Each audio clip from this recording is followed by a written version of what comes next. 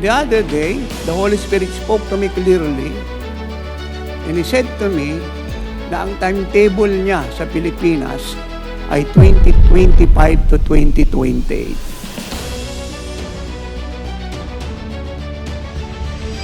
So meron 3 taong ibinigay sa atin ng Diyos to win this nation. I'm not saying na pagkatapos na rapture na I'm not saying that. What I'm saying, meron siyang ibinigay na panahon upang i-accomplish ang nais niya. Sapagkat ang Pilipinas ay hinirang niya para maging bansa niya.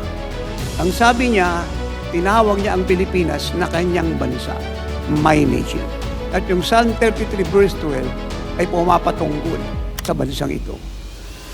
At kung bakit naglagay siya ng timetable, because it will affect the world. At dahil ang Pilipinas, ang pinaka-center ng biblical authenticated Christianity sa buong Asia onto the nations of the world. So, ang ibig sabihin, yung magaganap sa atin sa bansang ito ay aapekto sa sangkatauhan.